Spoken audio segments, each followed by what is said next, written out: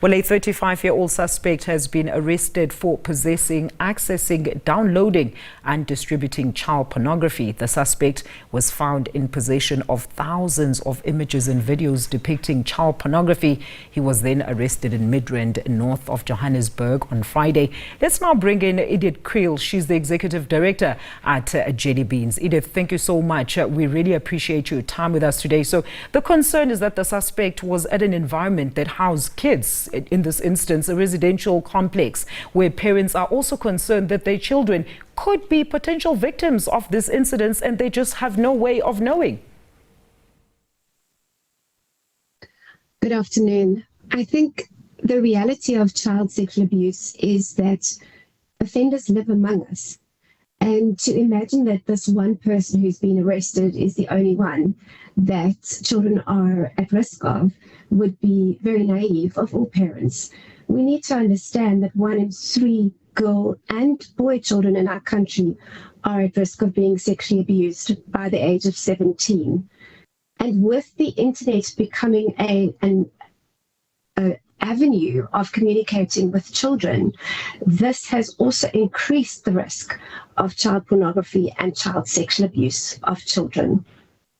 And just how rife are such cases then, especially here in South Africa, Edith? I mean, child abuse is a scourge, yes, but it's normally reported kidnappings, rapes and murders. Maybe talk to us about how the advent of online environment and social media has also opened up another avenue for sexual offenders to totally, fully access children for the purposes of producing pornography. One of the things that I think is so difficult about child pornography is that parents are often thoughtful that their children are safe, they're at home, they're online, they are protected, they are in my home, and yet parents do not know what their children are busy with. So offenders have access to children in a variety of different ways on the internet, whether it be through WhatsApp groups, whether it be through online gaming, or whether it be through connecting with children through various other platforms. So it is important for parents to be continuously watching what their children are doing.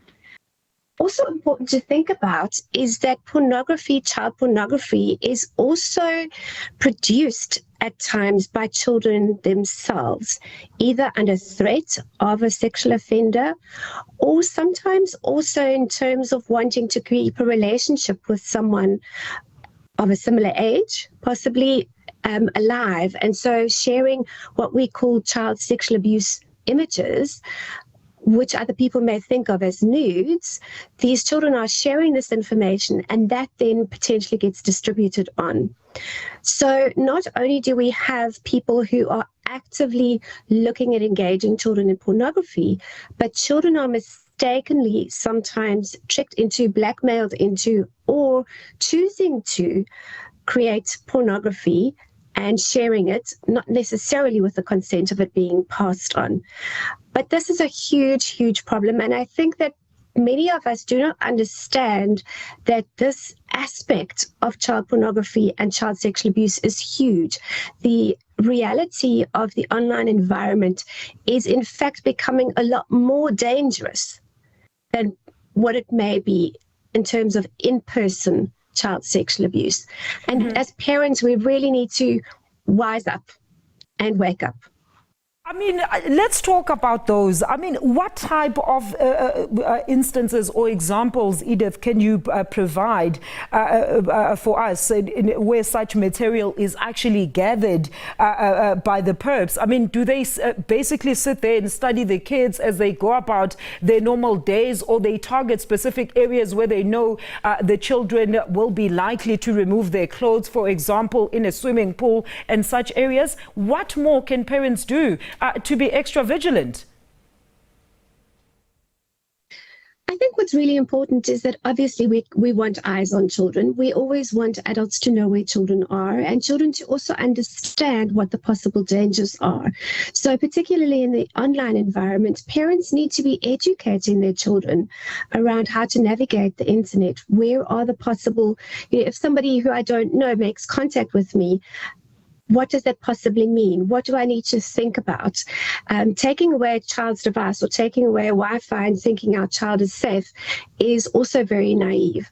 So offenders do target children, in particular more vulnerable children, in spaces where they can begin relationships with them. So, and that is why sports coaches, for instance, have easy access to children.